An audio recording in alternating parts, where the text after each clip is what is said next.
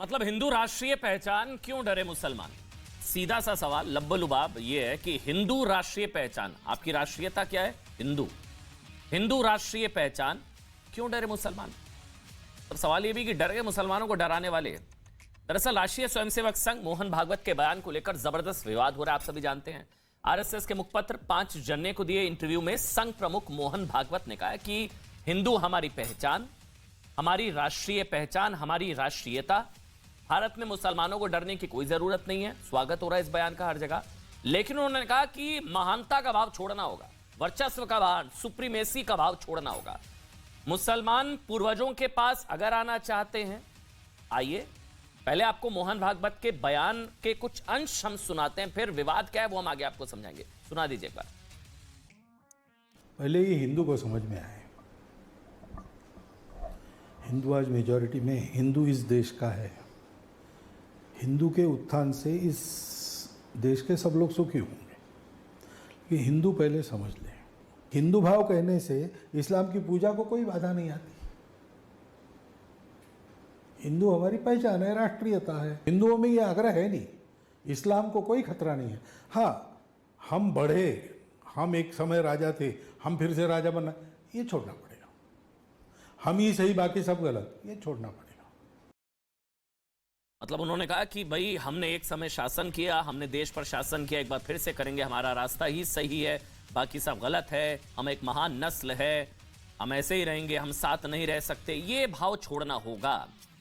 तो मुसलमानों से नहीं है, मतलब भागवत का जो मैसेज है वो डायरेक्ट है। लेकिन मोहन भागवत के इसी इंटरव्यू के बाद जबरदस्त विवाद हो रहा है, जबरदस्त विरोध हो रहा है।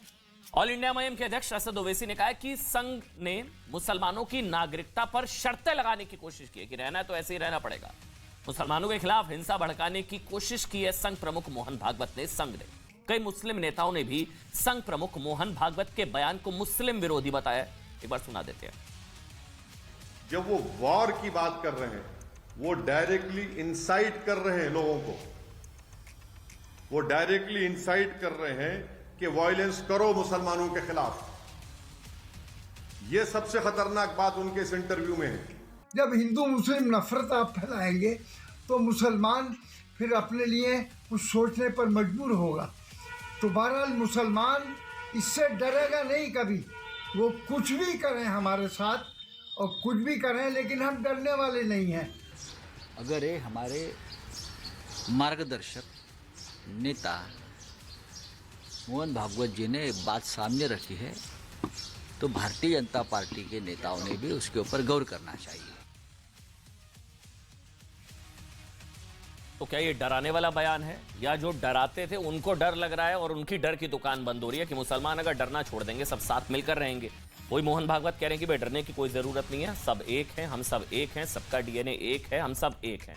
वो तो जोड़ने की बात कर रहे हैं संभवतः, लेकिन जो डराते हैं अब वो खुद डर रहे हैं। मतलब डर गए मुसलमानों को डराने वाले, जिनकी डर की दुकान पर भागवत का बड़ा वाला ताला लग गया, संभवतः तुष्टिकरण की दुकान पर बड़ा वाला ताला लग गया। डॉक्टर रिजवान अहमद है मेरे साथ, लाइव इस वक्त जुड़ चुके हैं, एडवोकेट हैं, पॉलिटिकल एनालिस्ट हैं। डॉक्टर रिजवान बहुत बहुत स्वागत। महंत नवल किशोर दास जी हैं, महंत नवल किशोर दास जी आपका बहुत बहुत स्वागत। मेरे साथ पसमानदा समाज, मुसलमान पसमानदा समाज के राष्ट्रीय अध्यक्ष हैं आज मेरे साथ एहसान अब्बासी जी। एहसान भाई बहुत बहुत स्वागत। अमीक जमई समाजवादी पार्टी के राष्ट्रीय प्रवक्ता और आनंद दुबे शिवसेना के प्रवक्ता हैं। खड़ा प्रश्न लिखा करें जी। पहले अमीक भाई आप ही से पूछ लेता हूं, आपको क्या आपत्तिजनक इसमें कुछ लगा, या आप स्वागत करते हैं कि मुसलमानों को डरने की जरूरत नहीं है? आप अगर आपका मैं, और मेरे साथ प्रफुल्ल केतकर भी हैं, एक मिनट, जिन्होंने इंटरव्यू किया है, जिन्होंने जो ऑर्गेनाइजर के एडिटर हैं प्रफुल्ल केतकर, जिन्होंने इंटरव्यू किया मोहन भागवत का, वो भी है मेरे साथ, उनसे भी हम पूछेंगे। पहले आप प्रफुल्ल भाई, देखिए प्रफुल्ल केतकर भी आपको नजर आ रहे हैं। पहले आप अमीक आप बता दीजिए क्या प्रॉब्लम है, सही है बयान, बढ़िया है, दिक्कत है, क्या है, बताइए, आप अपना टेक दीजिए। अमीक भाई।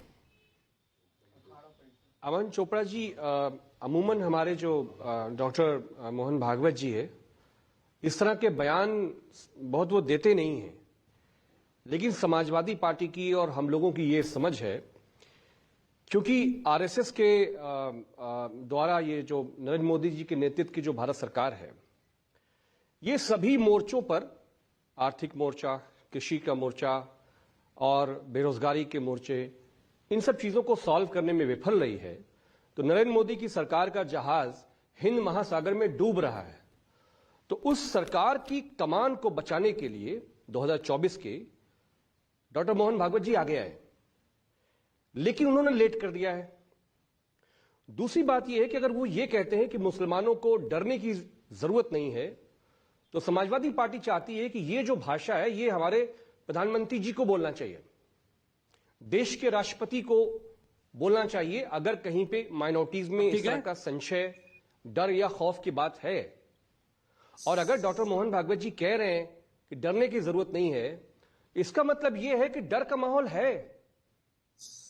तो सरकार विफल है, कृषि संकट गहराया है, जोशीमठ जमीन में धंस रहा है, पर्यावरण हमारा बर्बाद हो रहा है। तो इसलिए अब ये जो डूबता जहाज है इसको बचाने के लिए हमारे आदरणीय डॉक्टर मोहन भागवत जी सामने आए। अमिक, आपने साक्षात्कार पढ़ा है पूरा? जी मैंने पढ़ा है। ये जो बात बोली है मोहन भागवत ने, ये किस सवाल के जवाब में बोली है कि मुसलमानों को ये सुप्रीमेसी का भाव छोड़ना होगा, हमारे अपने देश पर शासन किया, एक बार फिर करेंगे? ये क्या सवाल था? किस सवाल के जवाब में बोली है? मैंने आपसे यही बात बोली है कि सबसे पहली बात यह है कि डॉक्टर मोहन भागवत जी भारत की मुसलमानों की राष्ट्रीयता पर, देश प्रेम पर, हिंदू मुस्लिम एकता के सवाल पर प्रश्न चिन्ह लगाने वाले वो होते कौन है? नहीं अमिक, मैं उनका पद क्या है? अमिक एक काम करते हैं, अमिक कि भारत के मुसलमानों को अमिक आप डिबेट पर आए हैं मोहन भागवत के बयान को लेकर। आपने साक्षात्कार पढ़ा है जो उनका ये बयान है जिस पर विवाद हो रहा है, जिसमें उन्होंने कहा है कि मुसलमान मतलब एक महान नस्ल है, हमने देश पर शासन किया, एक बार फिर करेंगे, हमारा रास्ता सही है, बाकी सब गलत है। ये बयान उन्होंने किस परिप्रेक्ष्य में कहा? क्या सवाल था? आपको पता है? आपने तो साक्षात्कार पढ़ा, क्या सवाल था? नहीं, मैं जो समझ पा रहा हूं अमन चोपड़ा जी, नहीं समझ नहीं, आपने साक्षात्कार पढ़ा है नहीं पढ़ा है? मुसलमानों को सुनिए तो मैंने कि सुप्रीमेसिस्ट का जो भाव है, दोबारा शासन करेंगे आप, किस सवाल के जवाब में उन्होंने बोला? क्या सवाल क्या था? आपने पढ़ा है इंटरव्यू? आप मुझे मैंने उनका जवाब सुना है, आप मुझे बताइए। आपने इंटरव्यू नहीं पढ़ा? ईमानदारी से बताइए, अगर पढ़ा होता तो आप बता देते। चला दीजिए इंटरव्यू, आप चला दीजिए। आपने नहीं पढ़ा फिर तो ईमानदारी से बोलिए ना, नहीं पढ़ा अमन भाई, क्या प्रॉब्लम है? मैं ईमानदारी से बोलिए अमन भाई, मैंने इंटरव्यू नहीं पढ़ा, जो मीडिया में इधर उधर छपा मैं आ गया हूं डिबेट करने। आपने नहीं पढ़ा इंटरव्यू पूरा? ईमानदारी से बोलिए अमिक भाई, कोई दिक्कत नहीं है जी। मैंने उनके कुछ मैं ये आपसे कह रहा हूं कि जो सुबह से चल रहा है, जिस पे आप चर्चा कर रहे हैं, जी एग्जैक्टली, जो उनका कंट्रोवर्शियल बयान है, मुझे अच्छा लगा। अभी आपने कहा मैंने पढ़ा, अब आप कह रहे मैंने नहीं पढ़ा इंटरव्यू। अमिक भाई कोई दिक्कत नहीं है, मैं इसलिए क्लैरिटी चाह रहा हूं, बिना इंटरव्यू पढ़े आप इंटरव्यू पर सवाल उठा रहे हैं, उन्होंने जो कहा उस पर सवाल उठा रहे हैं। आप सवाल बताइए। जी हाँ, आप सवाल बताइए। नहीं, वो दरअसल मैं बता देता हूं बाकी लोगों को भी, वो सवाल जनसंख्या नियंत्रण को लेकर था, पॉपुलेशन कंट्रोल को लेकर था वो सवाल, जिसमें उन्होंने कहा, मोहन भागवत ने कहा कि पॉपुलेशन कंट्रोल का इशू हिंदू मुसलमान का नहीं है, पॉपुलेशन कंट्रोल का, वो पॉपुलेशन कंट्रोल का सवाल था। उसी पॉपुलेशन कंट्रोल के सवाल के आगे उन्होंने कहा कि सबको साथ आना होगा, सब बराबर हैं, यहां सबके लिए एक समान कानून होगा ये। और आगे फिर उन्होंने आगे कहा कि कोई बड़ा है, कोई नियम नहीं मानेगा, हमने तो शासन किया है, हम बड़े हैं, हम अलग हैं। उस परिप्रेक्ष्य में उन्होंने कहा। अमिक भाई अगर आप पूरा पढ़ते, क्या होता है, हाफ ट्रूथ होता है। सुनिए अब एक मिनट, अब सुनिए अमिक भाई, नहीं पता था, मैं दावे के साथ मुझे पता था कि आपको नहीं पता होगा, आपने पढ़ा ही नहीं है इंटरव्यू। उन्होंने ये कहा कि जो ये सब पर लागू होगा पॉपुलेशन कंट्रोल। सुन लीजिए, उन्होंने कहा कि कोई एक वर्ग कहेगा कि नहीं मैं महान हूं, मैं ये नहीं मानूंगा, मैंने तो शासन किया है, ऐसा नहीं चलेगा, सबको मानना होगा। ये उस परिप्रेक्ष्य में था अमिक जमई। सुबह से विवाद चल रहा है, जो विरोध कर रहे हैं उन्होंने भी नहीं पढ़ा। अब आप बोलिए अमिक भाई, अब आप बोलिए। नहीं सुनिए ना जी, उनका डॉक्टर मोहन भागवत जी का जो परिपेक्ष है कि आबादी के लिए, ये आरएसएस की पुरानी कैंपेन है कि पूरे भारत में आबादी के लिए मुसलमान जिम्मेदार है, 6 शादियां करता है, 50 बच्चे पैदा करता है, ये तो आपने भी पढ़ा होगा स्कूल में। उन्होंने क्या गलत कहा बताया गया है कि सब पर लागू होगा, भारत कोई एक विशेष है, क्या गलत क्या है इसमें अमिक, क्या गलत है?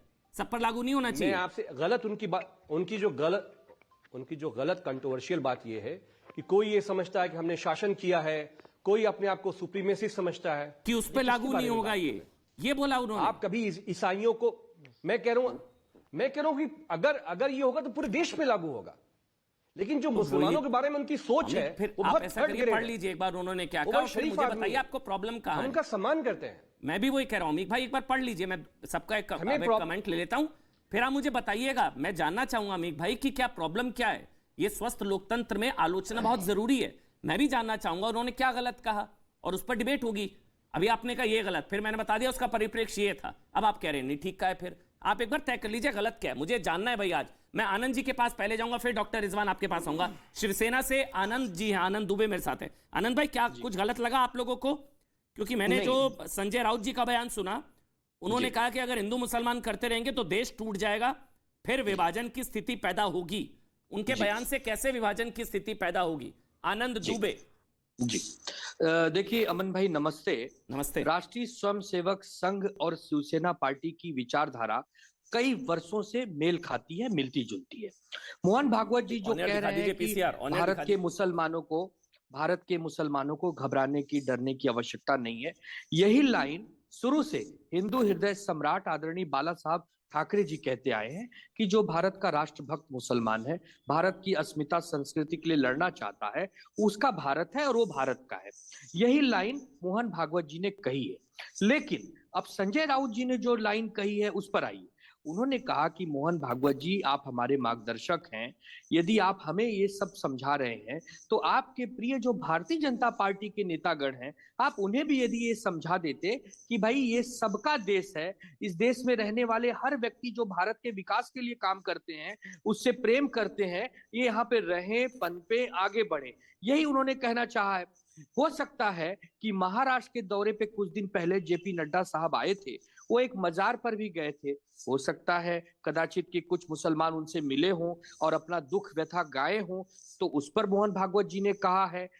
हो सकता है, मैं कंफर्म नहीं हूं, एक सवाल तो क्या कहीं ये वो कड़ी से तो नहीं जोड़ी जा रही है? इजाजत हो, एक सवाल। बिल्कुल अमन भाई, हाँ या ना? बिल्कुल अमन भाई। क्या हिंदू राष्ट्र के कॉन्सेप्ट से शिवसेना की ना इत्तेफाकी है? आप शायद शिवसेना को बहुत वर्षों से जानते हैं। शिवसेना ने महाविकास आघाड़ी की सरकार जरूर बनाई थी महाराष्ट्र में, लेकिन अपने हिंदुत्व को नहीं छोड़ा था, अपने हिंदू प्रेम को नहीं छोड़ा था। हम सनातन धर्म को मारने वाले लोग हैं, हम हिंदुत्व के लिए जीते हैं। और आदरणीय उद्धव ठाकरे जी ने 1000 बार कहा है कि हिंदुत्व के बिना हम अधूरे हैं, हमारे प्राण के समान है नाम बताइए। तो हम हिंदू हिंदू राष्ट्र के कॉन्सेप्ट से आपकी ना इत्तेफाकी है, हाँ या ना? बस आज के नहीं, क्यों ना इत्तेफाकी होगी? ना इत्तेफाकी क्यों होगी? तो फिर हिंदू राष्ट्र भागवत जी ने तो फिर हिंदू तो धर्म है ही नहीं ना भाई। अरे सनातन है, हिंदू तो वे ऑफ लाइफ है, और सबका साथ, सबका विकास, सबका विश्वास, तो हिंदू ही तो मतलब हिंदू बहुमत में, तभी तो सेक्युलरिज्म की गारंटी है। तो आप लोग कहते थे, अरे भाई साहब, तो वही तो कह रहा हूं कि सनातन से निकला हुआ ही धर्म तो हिंदू धर्म है। हिंदू धर्म है क्या? आप मुझे बताइए, हिंदू की परिभाषा बताइए। अच्छा, बयान में कुछ भी गलत नहीं है? अरे भाई, हम तो हिंदू धर्म को मानने वाले लोग हैं, हम हिंदुत्व का झंडा हमेशा बुलंद रखना चाहते हैं। बयान में कुछ भी गलत नहीं है, स्वागत करते हैं मोहन भागवत के बयान का, या विभाजन वाला बयान है? बस इतना बता दीजिए, फिर मैं आगे बढ़ूंगा। मैंने पहले अमीक जी से पूछा, कोई आपत्ति? अब आप बताइए, मोहन भागवत का बयान विभाजन वाला या जोड़ने वाला? मोहन भागवत का बयान विभाजन वाला, तोड़ने वाला या जोड़ने वाला? बिल्कुल नहीं है। मोहन भागवत जी का बयान बिल्कुल तोड़ने वाला नहीं है, जोड़ने वाला। मोहन भागवत जी का बयान जोड़ने वाला है। लेकिन ये बात वो भारतीय जनता पार्टी को समझाने में संजय राउत का बयान आपको सुना देता हूं। संजय राउत आप ही के नेता हैं, उन्होंने कहा है कि चुनाव जीतने के लिए, राजनीति करने के लिए एक बार फिर हिंदू मुसलमान करते रहेंगे तो देश टूट जाएगा, फिर विभाजन की स्थिति पैदा होगी। ये मोहन भागवत के बयान पर उन्होंने कहा है कि हिंदू मुसलमान कर रहे हैं और फिर विभाजन की स्थिति पैदा होगी। ये संजय राउत ने कहा है। भारतीय जनता पार्टी को सीख देने के लिए कहा है। उन्होंने निवेदन किया है कि हे आदरणीय मोहन भागवत जी, यही बात आप बीजेपी को समझा दीजिए। मैंने दो लोगों से पूछा, कुछ भी बयान में अभी तक नहीं कोई गलत बता पाया। मैं डॉक्टर रिजवान अहमद, इतना बवाल हो रहा है विवाद पर कि नागरिकता की शर्त लगा दी मोहन भागवत ने। उन्होंने बता दिया कि भी भारत में रहना है तो ऐसे ही रहना होगा। मोहन भागवत कौन होते हैं ये तय करने वाले कि कैसे रहेगा मुसलमान, कैसे नहीं रहेगा? ऐसा कुछ कहा मोहन भागवत ने? आपने भी पढ़ा होगा interview sir, doctor Rizwan Ahmed. जी शुक्रिया, जय हिंद, वंदे मातरम। पहले तो एक छोटी सी पॉलिटिकल बात कर दूं। वैसे मैं पॉलिटिकल डिबेट्स में आता नहीं हूं। मेरे भाई ने कहा कि तब जहाज डूब रहा है, जहाज डूब रहा है नरेंद्र मोदी का। ये ही चीज नरेंद्र मोदी को सबसे ज्यादा सूट करती है। 2014 में इन्होंने कहा ये चाय वाला 280 सीटें ले आया। फिर 2019 से पहले कहा डूब रहा है, वो 303 ले आया। ये फिर यही कह रहे हैं डूब रहा है, वो 325 ले आएगा। अरे भैया, नींद से जागो, ताज चाय पियो, होश में आओ और धरातल जाके देखो कि जहाज डूब रहा है या आप डूब चुके हो। पहली चीज। दूसरी चीज, जो मोहन भागवत साहब ने कहा, भाई वो कैसे गलत है। उन्होंने कहा कि मुसलमानों को सुप्रीमेसी का जो हमने हुकूमत की थी, वैसे तो पिछले 300 साल का अगर इतिहास देखें तो मुसलमानों को तरक्की के हिसाब से, उन्नति के हिसाब से, साइंस के हिसाब से, रिसर्च के हिसाब से, इन्वेंशंस के हिसाब से, हम मुसलमानों में एहसास कमतरी, इंफीरियरिटी कॉम्प्लेक्स होना चाहिए कि मॉडर्न हिस्ट्री में हमने दुनिया में अभी तक कोई भी योगदान नहीं दिया है, सिर्फ बम बनाने के, वो सिवाय उसके। पहली चीज, हम लोग में कॉम्प्लेक्स होना चाहिए, शर्मिंदगी होना चाहिए। पर चलिए, हम लोगों में सुपीरियरिटी कॉम्प्लेक्स है। भैया क्या गलत कहा? अकबरुद्दीन ओवैसी ने यही तो कहा था कि तुम हमारे कागज देखोगे, मैंने 800 साल जांबाजी और रंगबाजी की है। अगर हम ये माने कि अकबरुद्दीन सिर्फ एक नेता है जो नेता है जो सिर्फ बकवास करता है, तो उसके इस बयान के बाद मुसलमानों में एक बहुत ही विरोध नजर आना चाहिए था, जैसा रोहिंग्याओं के टाइम पे 2012 में या सीए में, एनआरसी में, हिजाब में नजर आया। मस्जिदों से ऐलान होने चाहिए थे कि अकबरुद्दीन कौन है जो हिंदू मुसलमान को बांट रहा है। उसके बाद अभी कुछ दिन पहले अजमेर शरीफ का खादिम यही कहते मिला कि अरे हमने हुकूमत की है, तुम आके यहां सजदे करते हो हिंदुओं। तो उसके भी खिलाफ कोई मुसलमान ना खड़ा हुआ ना बोला। तो भाई मोहन भागवत साहब को यही लगा होगा सारे मुसलमान ऐसे ही सोचते हैं, तो आइंदा कभी भी कोई मुसलमान ऐसी बात करे उसके खिलाफ सड़कों पे निकलो, जैसे सीए, एनआरसी, हिजाब, ट्रिपल तलाक के खिलाफ निकलते हो। जब निकलना शुरू करोगे तो मोहन भागवत ऐसी बात बोलनी छोड़ देंगे। और ये बात उन्होंने हिंदुओं के लिए भी कही है। पूरा इंटरव्यू जिसने पढ़ा है उन्होंने सबके लिए कहा है। ये जो ज्ञान दिया है, जो भी मोहन भागवत ने बोला, ये सबके लिए बोला, हिंदुओं के लिए भी बोला कि अगर ये थॉट है दिमाग में तो निकालना होगा। बताइए मौलाना अली कादरी, आप हाथ खड़ा कर रहे हैं, बताइए मौलाना अली कादरी क्या गलत कहा? या आप भी स्वागत करते हैं उनके बयान का कि मुसलमानों को डरने की जरूरत नहीं है? भाई नेता डरे जो डर की दुकान चलाते हैं। बताइए मौलाना अली कादरी, फिर प्रफुल्ल केतकर जी। देखिए अमन जी, सबसे पहले तो ये कहूंगा आपसे मैं कि मोहन भागवत जी पिछले कई दिनों से बहुत ही अच्छे अंदाज के बयानात दे रहे थे, और जो है हिंदुस्तान भर में मस्जिदें खोदकर शिवलिंग ढूंढने की जरूरत नहीं है, उन्होंने ये बात भी कहा था। और उसके बाद उन्होंने एक मदरसे का भी दौरा किया। तो हम ये समझ रहे थे कि शायद अब भारत हकीकत में जुड़ेगा। राहुल गांधी तो जोड़ने की कोशिश कर रहे हैं, लेकिन भागवत जी के बयान से जुड़ जाएगा। लेकिन ये जो बयान जिस हिसाब का आया है, कहीं ना कहीं मुसलमानों को इसमें टारगेट किया गया। और मैं आपको एक बात बताता चलूं कि जितने भी मुगल बादशाह इस हिंदुस्तान में आए और उन्होंने हुकूमतें की, हम कभी अपने आप को वो आक्रांताओं का जो है ना मानते हैं उनको अपनी तरफ से, ना हम उनको कभी अपना बादशाह माने हैं। ये बात क्लियर है। हम कभी भी आक्रांताओं की तायद नहीं करे हैं और ना ही ऐसे बयान की तायद करेंगे। अब कौन सा बयान नफरत बढ़ाने वाला है? कौन सा बयान मुसलमानों के खिलाफ है? एक बयान कोट करिए, आपने भी इंटरव्यू पढ़ा होगा मोहन भागवत का। कौन सा बयान मुसलमानों के खिलाफ है? अभी भी मोबाइल मेरे हाथ ही में, मैं वही पढ़ रहा था और सुबह भी पढ़ा था, रिवीजन कर लिया है। उसमें उन्होंने कहा कि जैसे कि मुसलमानों की ज़हनियत होती है कि हमने बादशाहत की तो फिर हमारा दौर पलट के आएगा। देखिए साहब, यहाँ पर हमारे राष्ट्रपति अब्दुल कलाम जी रहे, फखरुद्दीन अली अहमद रहे, जाकिर हुसैन रहे। तो अगर कोई प्रधानमंत्री मुसलमान बन सकता है, क्योंकि ये देश में डेमोक्रेसी है, यहाँ पर जो है स्वतंत्र देश है, तो यहाँ पर हुकूमत के माने में कोई मुसलमान कभी नहीं सोचता है। बात याद रखिए। नहीं, हमें आपत्ति है। नहीं कादरी साहब, जो ये कहते हैं कि हमने 800 साल हमने हुकूमत की, हमारा शासन राम दोबारा शासन करेंगे, वो सही कहते हैं? वो देखिए साहब, मैं आपको अपने स्टार्टिंग डायलॉग में यह बात कह दिया कि मुगल शासकों से हमें कोई मतलब नहीं है और जितने भी आक्रांता आए थे वो कोई दीन फैलाने के लिए नहीं आए थे, किसी को मुसलमान करने के लिए नहीं आए थे, वो सिर्फ और सिर्फ इख्तिदार की भूख में आए जो थे। ऐसे बयान देते हैं वो गलत, उन्हीं के खिलाफ तो बोला मोहन भागवत ने। नहीं ना, ठीक है, मतलब आप भी बोल रहे हैं, ठीक बोला। फिर ऐसी सोच के साथ तो आप ही नहीं है ना कादरी जी, ऐसी सोच के साथ तो आप भी नहीं होंगे। जिन्होंने वो बयान दिया, मोहन भागवत जी को चाहिए कि उनका नाम ले, लेकिन हिंदुस्तान के सारे मुसलमानों को आप कह सारे देंगे नहीं, ये बात जो कतई भी गलत है। नहीं, जो भी कतई गलत जो है। भी नहीं, उनका जो बयान है, जो जिन लोगों की भी ऐसी सोच है कि हम एक महान नस्ल है, हमने देश पर शासन किया, हम फिर करेंगे, वही हमारा रास्ता सही है, बाकी सब गलत है, हम ऐसे ही रहेंगे, वो गलत है। देखिए साहब, तो भाई मैं क्या सुन गलत लीजिए है? अमन वो भाई, तो गलत है ही ना मैं कादरी जी, जो आपके ऐसा चैनल सोचते हैं के वो तो माध्यम गलत है ही से- ना। ना सुन लीजिए अमन जी, मैं आपके चैनल के माध्यम से बात सारे हिंदुस्तान के मुसलमानों की तरफ से आपको कह रहा हूं कि कोई भी हिंदुस्तान का मुसलमान ये नहीं सोचता कि हमने हुकूमत की थी। अरे खतई अभी तौर पे ओवैसी नहीं साहब ने सोचता। बोला अरे 800 साल हुकूमत अरे करी, हमने- अभी पीएफआई का 2047 का डॉक्यूमेंट आ गया कि इस्लामिक शासन होगा, फुलवारी शरीफ, बिहार, पटना, वो आ गया। अभी कहा था 15 मिनट पुलिस हटा लो, ये हो जाएगा। इतने बयान है सर, कहां कादरी जी आप किस दुनिया में है सर? आपको पता है कादरी जी कितने नेताओं के बयान देना होगा आपको? अभी डॉक्टर रिजवान अहमद ने भी आपको याद दिला दिया कितने 2047 का पीएफआई का डॉक्यूमेंट, इस्लामिक शासन, नंबर 1।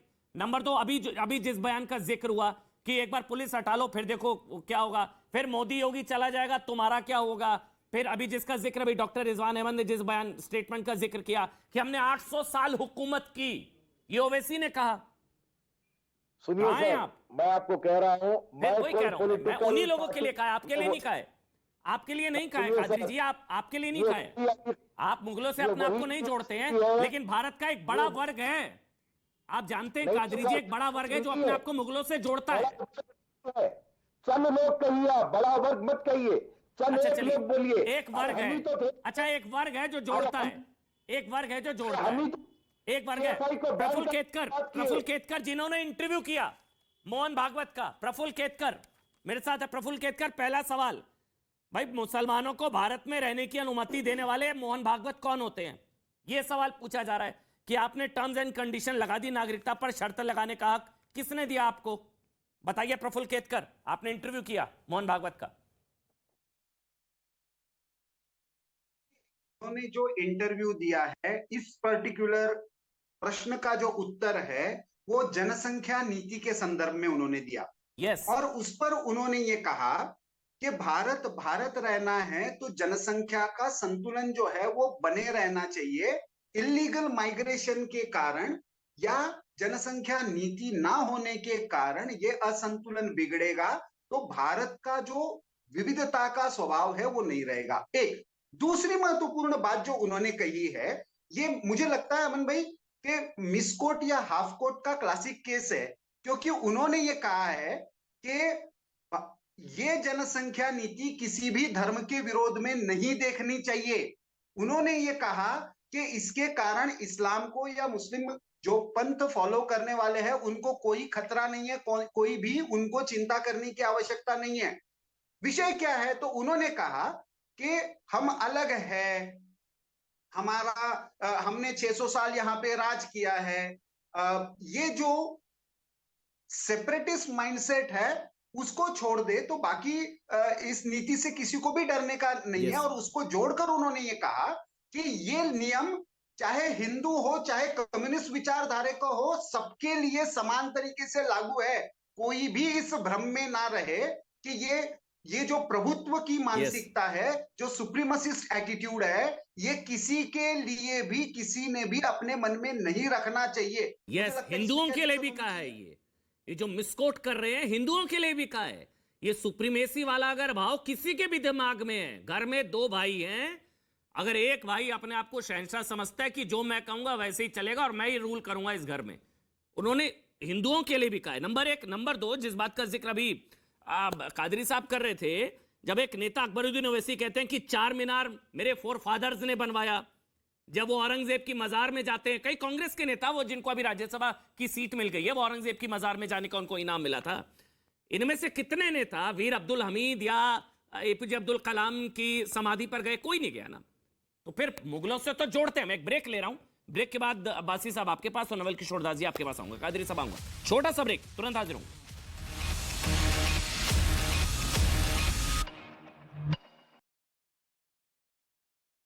जोशीमठ में इमारतों को गिराने के पहले विरोध प्रदर्शन शुरू। लोगों ने सरकार से मुआवजा देने की मांग की और इन सब के बीच रक्षा राज्य मंत्री अजय भट्ट जोशीमठ पहुंचे, हालात का जायजा लिया। उत्तराखंड के टेहरी में भी घरों में चौड़ी दरारें आई हैं। धंसती जमीन की वजह से अपने घरों को छोड़ने को मजबूर हुए लोग। लगातार बढ़ती दरारों से बड़ा टेंशन।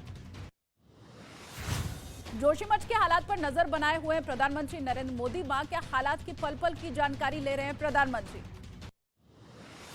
एक्टर तुनिशा शर्मा मामले में आरोपी शीजान खान की जमानत पर आज फिर सुनवाई होगी। बसई कोर्ट आज शीजान की जमानत पर फैसला दे सकता है। लॉरेंस गैंग के रोहित गोदारा ने जयपुर के कारोबारी से फोन करके 1 करोड़ की फिरौती मांगी है। कारोबारी का आरोप व्हाट्सएप कॉल के जरिए उसे धमकी दी गई। बंगाल के एसटीएफ ने मध्य प्रदेश के खंडवा से सिमी के पूर्व सदस्य को गिरफ्तार किया। एंटी नेशनल गतिविधियों में शामिल था आरोपी। प्रधानमंत्री मोदी ने इंदौर में हो रहे ग्लोबल इन्वेस्टर समिट का वर्चुअली उद्घाटन किया। 2 दिनों तक चलने वाले सम्मेलन में 80 से अधिक देशों के प्रतिनिधि हो रहे हैं शामिल। जयपुर में अखिल भारतीय पीठासीन अधिकारियों का सम्मेलन शुरू। उपराष्ट्रपति जगदीप धनखड़ और लोकसभा अध्यक्ष ओम बिरला सम्मेलन में हुए शामिल। गृह मंत्री अमित शाह ने लाल किले पर जय Hind light and sound show का किया उद्घाटन। करीब 5 साल के बाद लाल किले में लाइट एंड साउंड शो नए सिरे से शुरू किया गया। आरएसएस प्रमुख मोहन भागवत का मुसलमानों की सुरक्षा पर बड़ा बयान। मोहन भागवत ने कहा, आज भारत में रहने वाले मुसलमानों को कोई नहीं पहुंचा सकता नुकसान। जमियत उलेमाए हिंद के अध्यक्ष मौलाना अरशद मदनी के को एजुकेशन वाले बयान पर विवाद बढ़ा। मदनी के बयान पर साधु संतों की भी अब प्रतिक्रिया आई सामने। मध्य प्रदेश के जबलपुर में अग्निवीरों की असली परीक्षा हुई शुरू। जम्मू एंड कश्मीर राइफल्स में सेना के अधिकारी दे रहे हैं नवयुवकों को ट्रेनिंग। बिहार के बक्सर में गांव वालों ने थर्मल प्लांट पर किया हमला। पुलिस की गाड़ी को भी आग के हवाले किया। मुआवजे की मांग पर लोगों ने गुस्सा जताया। पश्चिम बंगाल के आसनसोल में कुरियर कंपनी में पिस्तौल की नोक पर लूट की वारदात। लाखों की लूटपाट करके बदमाश हुए फरार। पूरी घटना कंपनी में लगे सीसीटीवी कैमरे में रिकॉर्ड। ओडिशा के चांदीपुर में शॉर्ट रेंज बैलिस्टिक मिसाइल पृथ्वी 2 का सफल ट्रेनिंग लॉन्च हुआ। मिसाइल ने अपने सभी मानकों पर खरा उतरते हुए टारगेट पर सटीक निशाना लगाया। ग्रेटर नोएडा के India expo mart and centre में आज से ऑटो एक्सपो शो 2023 का आगाज। ऑटो एक्सपो में आम जनता को 13 जनवरी से मिलेगा प्रवेश। गंगा विलास क्रूज वाराणसी पहुंचा। 13 जनवरी को पीएम मोदी हरी झंडी दिखाएंगे। ये क्रूज 32 विदेशी मेहमानों को लेकर 52 दिन की यात्रा के लिए वाराणसी से निकलेगा। देश की राजधानी दिल्ली में घने कोहरे के कारण फ्लाइट का समय बदला। एयरपोर्ट पर पहुंचने वाले लोगों को हो रही है भारी परेशानी। उत्तर प्रदेश के आगरा में दिखा कोहरे का कहर। घने कोहरे की वजह से कई गाड़ियां आपस में टकरा गईं। पुलिस ने घायलों को अस्पताल में कराया भर्ती। उत्तर प्रदेश के इटावा में हाईवे पर अधिकारियों की लापरवाही से हुआ बड़ा हादसा। चेकिंग के दौरान घने कोहरे के बीच कई गाड़ियां आपस में टकराईं। उत्तर प्रदेश के सहारनपुर में घने कोहरे की वजह से हुआ दर्दनाक हादसा। अनियंत्रित होकर पलटा ट्रैक्टर। हादसे में किसान की मौत। उत्तर प्रदेश के वाराणसी में ठंड और कोहरे का कहर बढ़ता जा रहा है। लोगों को आने जाने में भी भारी परेशानियों का करना पड़ रहा है सामना। ठंड से राहत पाने के लिए लोग आग जलाकर रह रहे हैं। उत्तर प्रदेश के इटावा में जानवर भी ठंड से परेशान हो रहे हैं। ठंड से जानवरों को बचाने के लिए इटावा सफारी प्रशासन ने ब्लोअर का किया इंतजाम। बिहार के बक्सर में सर्दी का संदेशा लेकर के आए प्रवासी पक्षियों ने तालाब में डाला डेरा। बाहरी देशों में बर्फबारी होने के कारण विदेशी पक्षियों ने बक्सर में अपना ठिकाना बनाया। मध्य प्रदेश के ग्वालियर से कड़ाके की ठंड के बीच पुलिस की मानवीय तस्वीर सामने आई। खुले आसमान के नीचे सो रहे एक बुजुर्ग की पुलिस अधिकारी ने की मदद। वीडियो हुआ वायरल। हिमाचल प्रदेश के कुल्लू में बर्फबारी का सिलसिला तेज। दूर दूर से सैलानी बर्फबारी का लुत्फ उठाने पहुंच रहे हैं। हिमाचल के सोनमर्ग में पहाड़ बर्फ से ढके। भारी बर्फबारी के बीच सैलानी यहां पहाड़ों पर पहुंच रहे हैं। महाराष्ट्र के कल्याण मुरबाद हाईवे पर गड्ढों के खिलाफ शिक्षकों ने किया प्रदर्शन। गड्ढों में बैठकर धरना देते दिखाई दिए शिक्षक। गोवा की एक फैक्ट्री में भीषण आग लगने से मचा हड़कंप। आग की ऊंची ऊंची लपटों पर पूरे इलाके में धुएं का गुब्बार छाया। दमकल की गाड़ियों ने आग पर पाया काबू। हरियाणा के बहादुरगढ़ में बदमाशों ने बैंक के बाहर एक लड़के पर किया हमला। दिन दहाड़े पैसों से भरा बैग लेकर हुए फरार। दिल्ली के वजीराबाद इलाके में दिन दहाड़े बदमाशों ने लूट की वारदात को दिया अंजाम। कैश वैन के गार्ड को गोली मारकर 8 लाख रुपए लेकर हुए फरार। लखनऊ में चला बड़ा हादसा। बस के नीचे आने से बाल बाल बचा मोटरसाइकिल सवार। घटना का सीसीटीवी वीडियो आया सामने। राजस्थान के सवाई माधोपुर से दिल दहला देने वाली तस्वीर आई सामने। एक शराब की दुकान में 15 से ज्यादा बदमाशों ने किया हमला। तोड़फोड़ कर कैश लेकर हुए फरार। महाराष्ट्र के ठाणे में स्कूल से अगवा कर हत्या की गई। पुलिस ने बच्चे के शव को बरामद कर लिया है। आरोपी को किया गया गिरफ्तार। झारखंड के जमशेदपुर में रेलवे की जमीन पर बने अवैध निर्माण के खिलाफ बड़ी कार्रवाई हुई है। जिला प्रशासन और रेलवे ने अभियान चलाया। अतिक्रमण पर चला बुलडोजर। उत्तर प्रदेश के मेरठ में कार के ऊपर चढ़कर कुछ लड़कों ने किया हंगामा। शराब के नशे में हंगामा करने का आरोप। वीडियो हुआ वायरल। उत्तर प्रदेश के शाहजहांपुर में 70 लाख रुपए के ड्रग्स के साथ एक तस्कर हुआ गिरफ्तार। पंजाब में सप्लाई करने जा रहा था ड्रग्स।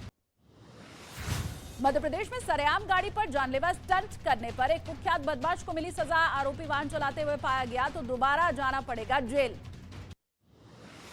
हरियाणा के रोहतक में पिता और बेटी का शव मिलने से मचा हड़कंप। आरोपियों की तलाश में जुटी पुलिस। जम्मू कश्मीर के शोपियां में तेंदुए की वजह से दहशत फैली। वन विभाग के कर्मचारियों ने पेड़ पर चढ़े तेंदुए को कड़ी मशक्कत के बाद रेस्क्यू किया।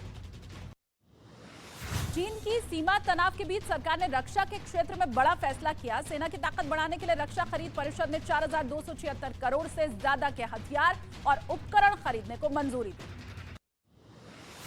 महंगाई की मार झेल रहे पाकिस्तान की हालत बद से बदतर होती जा रही है। आटे के लिए सड़कों पर बैठकर रोते नजर आए लोग। कंगाल पाकिस्तान की सड़कों पर रोटी के लिए मची भगदड़। रोटी के लिए ट्रकों के पीछे भागते हुए दिखाई दिए लोग। पाकिस्तान के पूर्व प्रधानमंत्री इमरान खान की मुश्किलें बढ़ी। चुनाव आयोग की अवमानना के मामले में इमरान खान समेत पार्टी के बड़े नेताओं के खिलाफ गिरफ्तारी वारंट जारी। हिंदुओं में ये आग्रह है नहीं, इस्लाम को कोई खतरा नहीं है। हाँ, हम बढ़े, हम एक समय राजा थे, हम फिर से राजा बनना, ये छोड़ना पड़ेगा। हम ही सही, बाकी सब गलत, ये छोड़ना पड़ेगा। वो डायरेक्टली इंसाइट कर रहे हैं कि वायलेंस करो मुसलमानों के खिलाफ। ये उनका विचार है और जो कुछ उन्होंने अच्छी बात कही है उसके लिए उनका धन्यवाद है। दिक्कत मुसलमानों की नहीं है, दिक्कत मुस्लिम वोटों के ठेकेदारों और जागीरदारों की है। मुसलमान अपने हमवतनों के साथ रहकर किसी भी खौफ और खतरे को महसूस नहीं करता है। मुसलमान इससे डरेगा नहीं कभी। वो कुछ भी करें हमारे साथ और कुछ भी करें, लेकिन हम डरने वाले नहीं हैं। अगर तेरे टुकड़े होंगे इंशाल्लाह, इंशाल्लाह वाले लोग हैं, ये उनके लिए ये सामने सीधी सीधी चुनौती है वक्त में। आरएसएस प्रमुख मोहन भागवत जी का बयान एक अच्छा बयान है, जिसमें उन्होंने हिंदुस्तान के मुसलमानों को एक उम्मीद की किरण दिखाई है। हिंदुस्तान में मुसलमान शान शौकत के साथ में रहता है। तो भारत में मुसलमानों को डरने की जरूरत नहीं है। ये बयान उन लोगों को डरा रहा है जो डर की दुकान चला रहे हैं कि दुकान बंद होगी डर की, तो फिर उनकी दुकान कैसे चलेगी। और यही डर है संभवतः अब्बासी साहब, जो अब लोगों को यही डर लग रहा है कि मुसलमान अगर डरना छोड़ देंगे तो फिर उनको वोट कैसे मिलेगा। डरा डरा कर ही तो वोट है। मोदी से डरो, आरएसएस से डरो, हिंदुस्तान से डरो, हिंदू से डरो, हिंदू संस्कृति से डरो, हिंदुत्व से डरो, और वो डरना छोड़ देंगे तो फिर इनको वोट कौन देगा। यही डर है अब्बासी साहब। नहीं अमन जी, पहले तो ये सोचना पड़ेगा, ये देश राम का है, ये देश कृष्ण का है, ये देश बुद्ध का है। और ये कौन लोग कह रहे हैं? ये वो लोग कह रहे हैं जो कांग्रेस ने हमेशा डराया है मुसलमानों को, सपा ने डराया है मुसलमानों को, बसपा ने डराया है मुसलमानों को, और आज आम आदमी पार्टी डरा रही है मुसलमानों को कि भाजपा और संघ तुम्हें तबाह कर देगी, तुम्हें बर्बाद कर देगी। तो उसके परिप्रेक्ष्य में मोहन भागवत जी ने बयान दिया है कि आपको डरने की आवश्यकता नहीं है। सरकार आपकी है, राष्ट्र आपका है, आप हम ही में से हो, आप हमसे ही हो, हम सब एक समान हैं। लेकिन मुगल चले गए, कुछ विचारधारा वाले के मुगल के जो लोग हैं वो आज भी जिंदा हैं इस देश में, और कहीं ना कहीं वो बयान देते हैं ओवैसी जैसे कि हम इस देश को। अच्छा, एक बयान मैंने भी निकाला था जब ब्रेक थी, वो मैं कादरी साहब के लिए बयान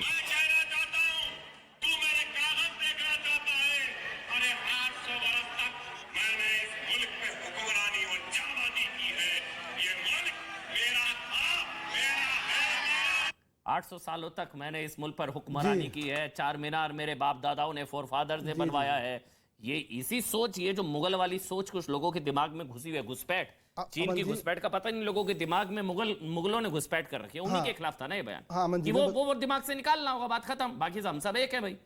और जो लोग घर वापसी या जो लोग अपने पूर्वजों के पास वापस आना चाहते हैं उनका स्वागत है, इसमें गलत क्या है? अमीक जमाई, अगर अब आप बता दे कुछ गलत, अगर आप नजर आए आधे घंटे बाद कोई एक स्टेटमेंट अगर आप बता पाए अमीक भाई, जो मैं मिस कर रहा हूं संभवतः, अमीक भाई, फिर मैं डॉक्टर रिजवान आ रहा हूं। और अमन जी बताइए अमीक, नवल किशोर दास जी। अमन जी, मैं केतकर जी से कहूंगा कि जो उनका इंटरव्यू है उसका कुछ अंश मेरे पास भी है, जिसमें डॉक्टर मोहन भागवत जी कहते हैं कि युद्ध बाहर के दुश्मन के खिलाफ नहीं बल्कि भीतर के खिलाफ है। मुसलमानों के लिए डरने की कोई बात नहीं है, लेकिन उन्हें वर्चस्व की अपनी बढ़ चढ़कर की जाने वाली बयानबाजी को छोड़ देना चाहिए। मतलब युद्ध बाहर के दुश्मन, चाइना से मतलब कोई डरने की बात नहीं है। फिर कहते हैं कि यह नैरेटिव छोड़ देना चाहिए कि उन्होंने इस भूमि पर एक बार शासन किया और फिर से शासन करेंगे। मैं ये पूछना चाहता हूं कि ये सोच विचार के साथ जिन लोगों ने भारत में आरएसएस के सामने लड़ाई लड़ी होगी वो इस देश से बाहर जा चुके। पाकिस्तान एक फेल्ड स्टेट बन चुका। भारत में जो मुसलमान हैं उनकी देश प्रेम पर, उनकी बाप दादाओं की शहादत पर उंगली उठाने का अधिकार डॉक्टर मोहन भागवत को तो बिल्कुल नहीं है, क्योंकि उनकी आरएसएस का जो रोल है भारत के अंदर, पूरा देश का जो हिंदू मुसलमान सिख ईसाइयों ने मिलकर इस देश को बनाया, लेकिन ये एक controversial organisation, supremacist organisation. Doctor Mohan Bhagwat कौन होते हैं कि भारत के मुसलमानों को डिक्टेट करने वाले कि उन्हें क्या छोड़ना है क्या नहीं छोड़ना है? मैं ये पूछना चाहता हूं अमन भाई, 50 मुसलमान दोस्त तो आपके भी होंगे, उसमें से कौन ऐसा दोस्त है जिससे आप मिले हैं पूरी जिंदगी में? मैं धर्म देख जो इस्लामी नहीं बनाता ना, चाहता है। मैं धर्म नहीं देखता ना दोस्ती करने से पहले। नहीं भाई सबकी पहचान, वो जो मोहन भागवत कह रहे हैं कि पूजा का तरीका अलग अलग हो सकता है, पहचान तो सबकी एक ही है। मेरा नहीं अमन जी, मैं एक मिनट डॉक्टर रिजवान, मेरा कंप्लीट कर लीजिए। मेरे अमन जी, मेरे 99 दोस्त हैं, हिंदू हैं, सेकुलर सोच विचार के हैं, हर सुख दुख में साथ रहने वाले हैं। मैं आपसे पूछना चाहता हूं, पूरी जिंदगी में किसी ऐसे सरफिरे आदमी से मिले होगे कि जो हिंदू राष्ट्र की बात भी करता हो और जो मुस्लिम राष्ट्र बनाने की बात करता हो? हिंदू राष्ट्र मैं तो आज तक नहीं मिला। एक मिनट, डॉक्टर मोहन भागवत जी, क्या हिंदू राष्ट्र क्या है? डॉक्टर मोहन भागवत जी, ये हिंदू राष्ट्र है। आप क्या हिंदू राष्ट्र क्या है अमीक भाई? क्या हिंदू राष्ट्र, क्या हिंदू राष्ट्र? हिंदू राष्ट्र अगर ये अवधारणा भी है तो इसी वजह से कि ये सेकुलरिज्म है, हिंदुओं का बहुसंख्यक होना ही सेकुलरिज्म की गारंटी है। पूरी दुनिया में मुसलमानों के लिए सबसे खूबसूरत मुल्क इंडिया। अगर मैं गलत, एक भी बयान मेरा गलत है तो बताइए। अमन जी, ये मुल्क जो सुंदर खूबसूरत बना ना, वो ग्रेट कॉन्स्टिट्यूशन की वजह से बना। हमारे हजारों शहीदों के सपने का जो मुल्क है ना, अशफाकुल्लाह खान, शहीद आजम भगत सिंह, चंद्रशेखर आजाद, बिस्मिल, कहां अमीक भाई, हजार जो लोग शहीद हुए आरएसएस की वजह से नहीं। अमीक कौन? वीर अब्दुल हमीद, आरएसएस की वजह से नहीं। वीर अब्दुल हमीद या जो एपीजे अब्दुल कलाम की समाधि पर जा रहा है, ये लोग जाते भी तो है औरंगजेब की ना, ये अपने आप को जोड़ते भी तो औरंगजेब से है ना, जो कहते हैं हमने 800 सालों तक राज किया। उन्हीं के खिलाफ तो बोल रहे हैं, सुप्रीमेसी का थॉट छोड़िए, उन्हीं के खिलाफ बोल रहे हैं आप। एक मिनट डॉक्टर रिजवान अहमद, पहले एक मिनट डॉक्टर रिजवान अहमद, एक मिनट रुकिए अमीक डॉक्टर रिजवान अहमद, उसके बाद मैं प्रफुल्ल केतकर आपके पास आऊंगा। मेरे साथ नवल किशोर दास जी भी हैं। पहले डॉक्टर रिजवान अहमद, आप बोलिए। डॉक्टर रिजवान अहमद, बहुत अच्छा, आपने बहुत अच्छा उनको टाइम दे दिया। अब मैं बोलूंगा तो उम्मीद भैया चुप रहेगा। आप जरा उम्मीद करूंगा कोई बीच में ना बोले। कोई नहीं, एक एक करके चलता हूं। बोलिए आप। एक एक करके चलता हूं। अभी उन्होंने कहा कि साहब अंदर से कोई खतरा नहीं है। वो एक्चुअली 1947 की जो यादें हैं ना, वो हिंदू भाइयों के दिल से निकल नहीं रही हैं। और हुआ ये कि 1947 में जब मुस्लिम लीग चुनाव जीत रही थी तो मुसलमान सड़कों पे निकल के उसका असल में विरोध नहीं कर रहा था, भले वो बाद में हिंदुस्तान में किसी कारण से रुक गया। अच्छा, उसके बाद फिर इन हिंदुओं को बेचारों को कश्मीर याद आ गया। सन 90 जब हिंदू इसी देश से, इस गुलदस्ते से कोई हरा फूल, कोई गुलाबी फूल, कोई केसरिया फूल मार मार के भगाया गया। तो हिंदू बेचारा वो है ना कि छाछ क्या बोलते हैं, वो चाय का जला छाछ भी पीता है, जरा बता दो वो क्या मुहावरा है। तो हिंदू की मजबूरी है डरना, उसे अंदर से ज्यादा डर लगता है। अच्छा, फिर हमारे अमीर भाई ने कहा ये देश को हिंदू मुसलमान ईसाई ने बनाया, भगत सिंह ने बनाया, सबने। अरे भैया, इश्कवाकू डायनेस्टी ने भारत बनाया मेरे भाई, सूर्यवंशी डायनेस्टी ने बनाया जिसके प्रभु राम वंशज थे। इतनी नई हिस्ट्री बताते हो और अपने को हम लोग पढ़ा लिखा कहते हैं। अरे चंद्रगुप्त मौर्य ने हिंदुस्तान बनाया, अशोका द ग्रेट ने बनाया, नालंदा यूनिवर्सिटी ने बनाया, टक्सिला यूनिवर्सिटी ने बनाया भाई। अरे भगत सिंह तो बहुत बाद में आए प्रभु, कैसी बातें करते हो। भारत के अस्तित्व के लिए मुसलमान, ईसाई, यहूदी, पारसी का होना जरूरी नहीं है।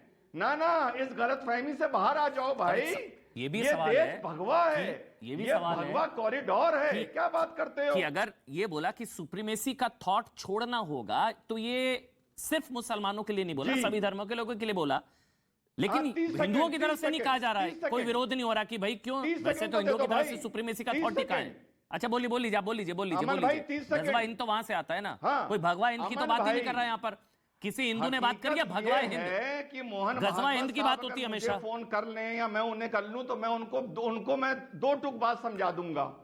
मुसलमान अपनी हनक, अपनी अकड़, अपनी सुप्रीमेसी कभी नहीं छोड़ सकता। जब कभी माइनॉरिटी में होगा, हल्का होगा, मजबूर होगा तो ज्ञान देगा। जहां ताकतवर बना, गैर मुसलमान को उसकी औकात बता देगा। यही हकीकत है 1400 साल की। मानना है मानो, नहीं मानना ना मानो। तो ऐसी सोच वालों के खिलाफ ही तो ये भागवत ज्ञान है ना, जिनकी सोच ऐसी है ऐसे लोगों के खिलाफ है। नवल किशोर दास, महंत नवल किशोर दास जी, सुप्रीमेसी का थॉट छोड़ना होगा। मोहन भागवत, देखिए वास्तव में क्या है, सब बेटे बराबर है। भागवत जी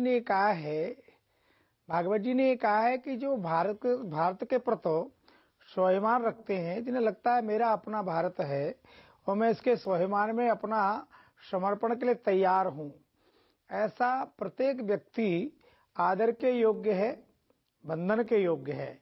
परंतु जैसा अभी रिजवान भाई ने स्पष्ट कहा है कि पिछले 14 साल से जो घटनाएं देखने को मिल रही हैं, जहाँ ये 25 होंगे वहाँ राम राम करेंगे, 50 हो जाएंगे तो नमस्कार करेंगे, 75 हो जाएंगे तो कुछ और करेंगे। वो जो वैचारिकता है उसके खिलाफ उन्होंने बोला है कि केवल मैं ही सही हूँ बाकी गलत है, ये नहीं चलेगा। हम सब ठीक हैं ये तो चलेगा। हम सभी भारतीय हैं, हमारी पूजा पद्धति भिन्न हो सकती है, परंपराएं भिन्न हो सकती हैं कुछ समय के बाद, परंतु आज हम सब भारत के लिए जो जी रहे हैं, भारत के स्वाभिमान के लिए अपना समर्पण कर रहे हैं, ऐसा प्रत्येक व्यक्ति आदरणीय है। और उन्होंने कहा मुसलमानों को डरने की जरूरत नहीं है, उन मुसलमानों को जो भारत को स्वाभिमान मानते हैं, परंतु जो भारत का टुकड़ा करना चाहते हैं, ऐसे प्रत्येक व्यक्ति को डरने की जरूरत है।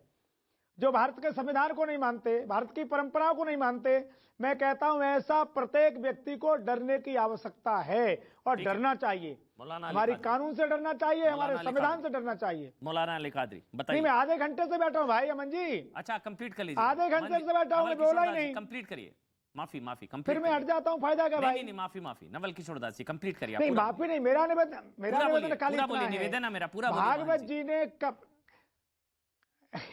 संघ की धारणा है व्यक्ति का निर्माण करना, भारत का आध्यात्मिक, राजनीतिक, आर्थिक और वैचारिक उन्नति हो, संघ ये काम करता है।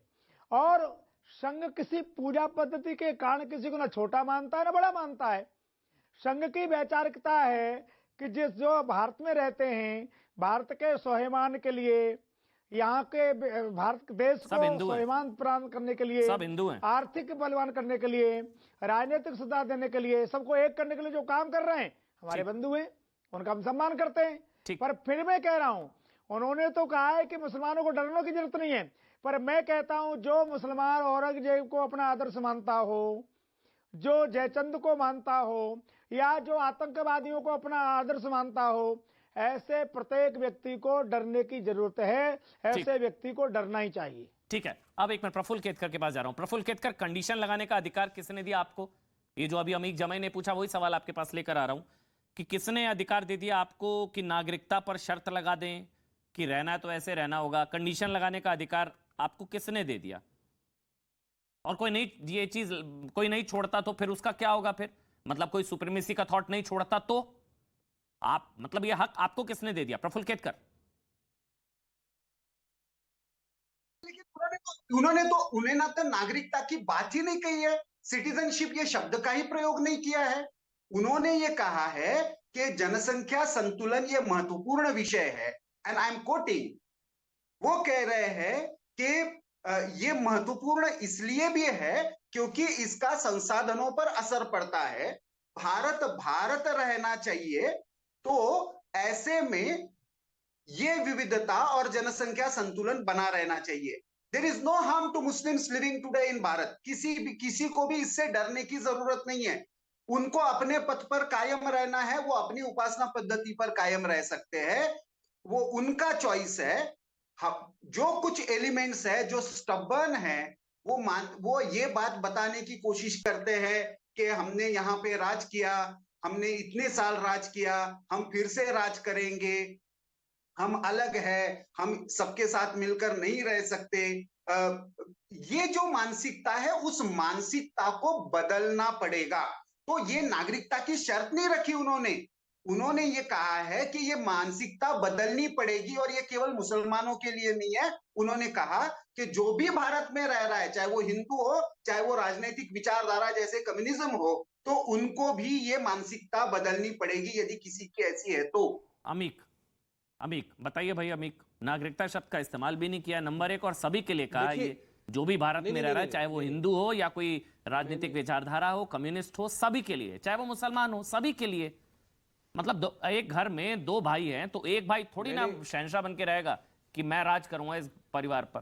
भाई सब बराबर है, क्या गलत है इसमें? मैंने नागरिकता की बात नहीं करी।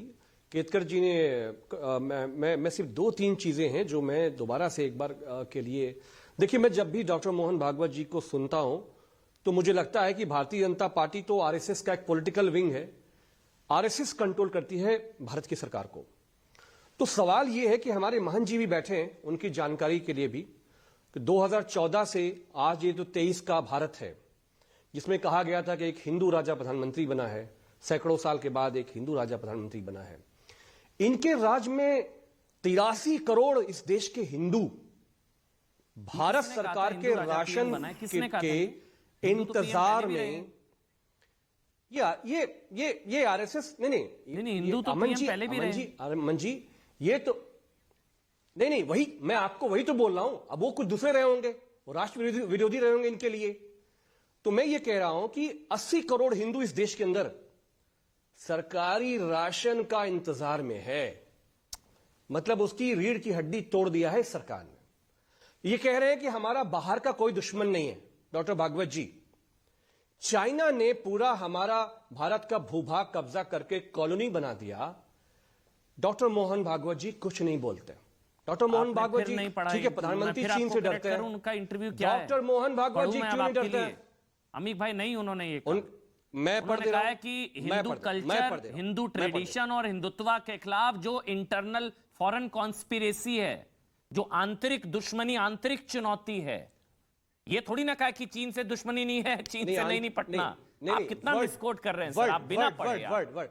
युद्ध बाहर के दुश्मन के खिलाफ नहीं, बल्कि भीतर के दुश्मन के खिलाफ है। केतकर जी, ये बताओ, ये भीतर का दुश्मन कौन है? तो भीतर के दुश्मन, भारत का दुश्मन वही तो है ना, जो औरंगजेब प्रेमी गैंग है, टुकड़े टुकड़े गैंग है, वही है ना भीतर का दुश्मन। अमीक, और कौन है फिर? औरंगजेब का प्रेमी है, भारत को तोड़ना कौन है? वही जो औरंगजेब की मजार पर जाता है, फिर राज्यसभा की सीट मिलती है उसको। कांग्रेस का राज्यसभा सांसद इमरान प्रतापगढ़ी, वही औरंगजेब की मजार पर जाता है, उसको फिर वहां पर राज्यसभा की सीट मिलती है। औरंगजेब की मजार पर जाने वाला अकबरुद्दीन ओवैसी, अमन चोपड़ा। अमीक भाई भरे पड़े हैं। मैं आपसे ये कह रहा हूं कि अगर नहीं, मैं ये पूछ रहा हूं कि अगर असदुद्दीन ओवैसी की पार्टी से आपको दिक्कत है और आपको लगता है ये आंतरिक खतरा है होनी चाहिए तो बैन कर दो, हिम्मत है तो। अरे तो आपको भी बैन कर दो, हिम्मत है तो बैन करके दिखाओ। नहीं, राष्ट्र बैन करके दिखाओ तो अपने आप बैन हो जाएंगे। हम कौन है? मेरा विषय वो नहीं है, यहाँ का संविधान। मेरा विषय ये है डॉक्टर मोहन भागवत चीन पे बात करने पे डरते हैं। डॉक्टर मोहन भागवत को इस देश के 80% हिंदू जो कंगाल हो गए बेचारे, मुसलमान डरना छोड़ देंगे से आप डर रहे हो कि डरना ना छोड़ दे मुसलमान। हम किसी से डरते नहीं है, परंतु किसी को डराना भी नहीं चाहते, पर राष्ट्रद्रोही कोई होगा तो उसे डरना चाहिए। अमन जी 30 सेकंड। हाँ बोलिए बोलिए अमीक, फिर अब्बासी साहब और डॉक्टर रिजवान। कादरी जी आ रहा हूँ, कादरी जी आ रहा हूँ। मोहन भागवत जी से डॉक्टर मोहन भागवत जी से पूरा देश ये जानना चाहता है, इस देश का हिंदू जानना चाहता है कि आपकी सरकार में 80% हिंदू सरकारी राशन का मोहताज कैसे है? इस देश में दलितों, पिछड़ों, आदिवासियों का 85% जो आरक्षण होना चाहिए शिक्षा में, नौकरियों में, आप ये मान लीजिए, फिर मैं आगे डिबेट करूंगा आपके साथ राशन पर। साक्षात्कार को ये हिंदू का सवाल नहीं है, ये हिंदू का सवाल नहीं है। साक्षात्कार को लेकर, इंटरव्यू को लेकर कोई सवाल नहीं है आपके पास। अब मैं फिर राशन पे डिबेट कर लेता हूं, मगर इंटरव्यू को लेकर कोई सवाल नहीं है आपके पास। मोहन भागवत के इंटरव्यू को लेकर कोई सवाल नहीं है, फिर मैं राशन पे बात कर लेता हूं। अच्छी बात है, नहीं है आपके पास अमीक भाई, कोई है तो बताइए। इनका इंटरव्यू कमान संभालने का है, नरेंद्र मोदी की सत्ता जा रही है, इनको लग गया है कि अब ये नरेंद्र मोदी बचा नहीं पाएंगे इस देश की सत्ता को, इसलिए मोहन भागवत जी इस जहाज को डूबने से बचाने के लिए सांप्रदायिक ध्रुवीकरण की राजनीति करने के लिए समाज के अध्यक्ष हैं भाई, पसमानदा समाज के राष्ट्रीय अध्यक्ष हैं, चलता रहेगा। एहसान अब्बासी। बहुत धन्यवाद जी। बोलिए अब्बासी साहब, बोलिए, फिर मैं डॉक्टर रिजवान अहमद और कादरी जी आप दोनों के पास आऊंगा 1 मिनट में। बोलिए आप, एहसान अब्बासी साहब। ओवैसी जी को अगर संघ को समझना होगा, अगर मोहन भागवत जी को समझना होगा तो शाखा में आना होगा।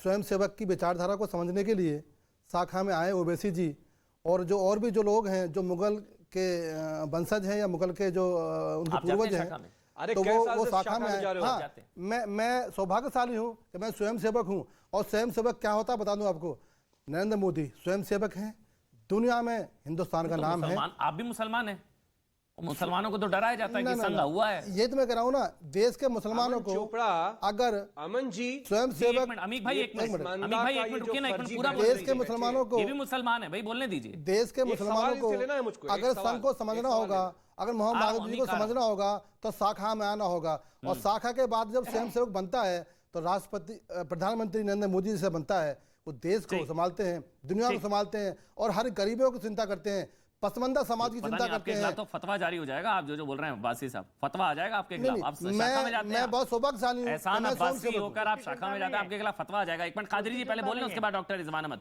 पहले मौलाना अली कादरी, फिर उसके बाद डॉक्टर रिजवान अहमद। बोलिए आप कादरी जी, बहुत देर से आप हाथ खड़ा कर रहे हैं, बताइए कादरी जी। अब तो 50 मिनट हो गए, कोई एक बयान के अंदर कुछ एक आपत्ति अगर आप ढूंढ पाए हो मुझे बताइए ना प्लीज।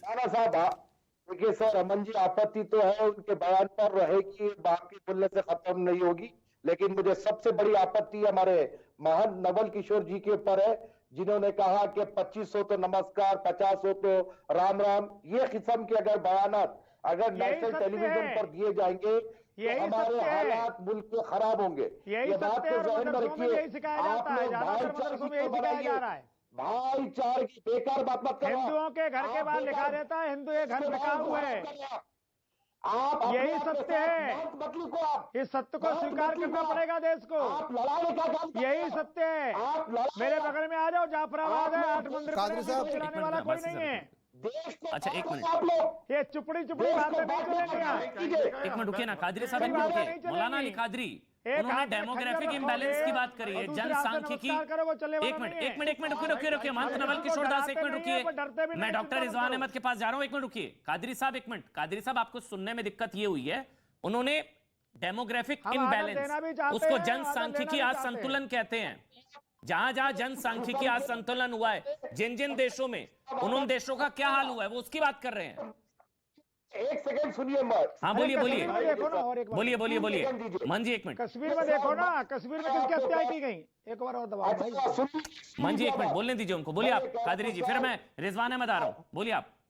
चलो अमन भाई फिर मोहन भागवत जी ने पहले बहुत अच्छे बयान दिए थे, लेकिन ये बयान बिल्कुल ही भारत के वातावरण को खराब करने वाला है, उकसाने वाला बयान है। हम इस बयान की कतई तौर पर तायद नहीं कर सकते।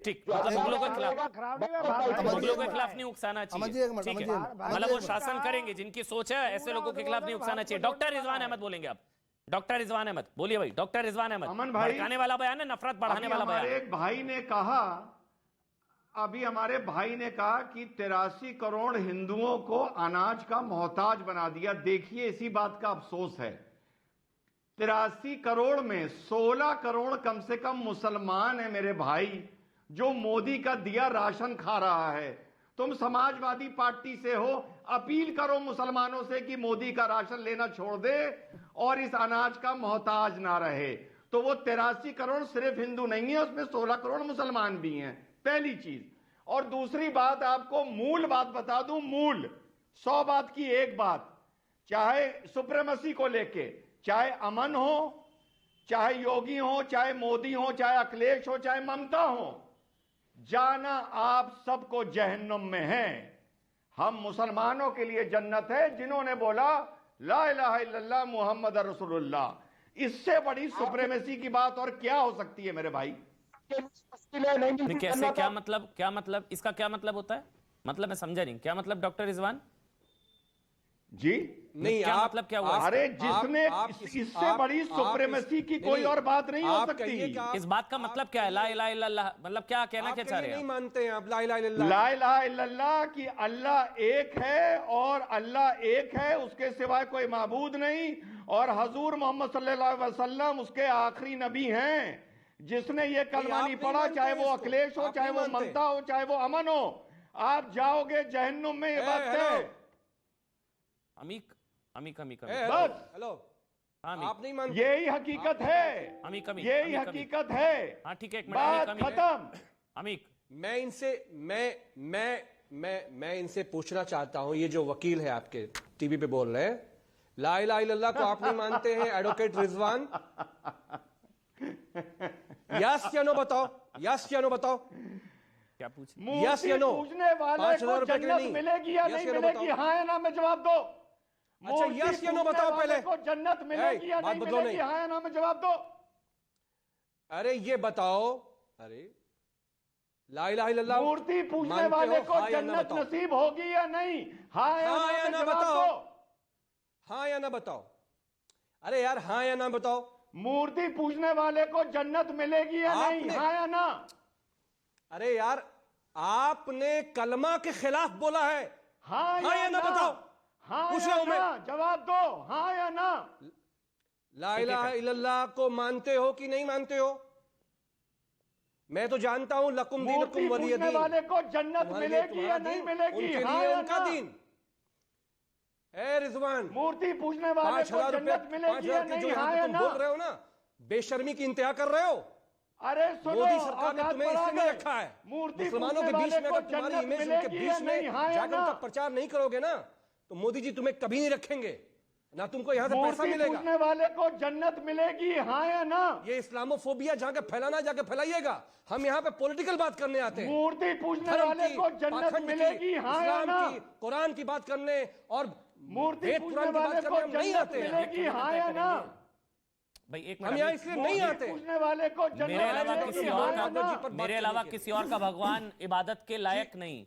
वो कौन है कि जो भारत की मुसलमानों के देश प्रेम पर, भारत के सेकुलर फैब्रिक पर क्वेश्चन लगाने वाले? पूछने वाले को जन्नत मिलेगी या नहीं, हाँ या ना?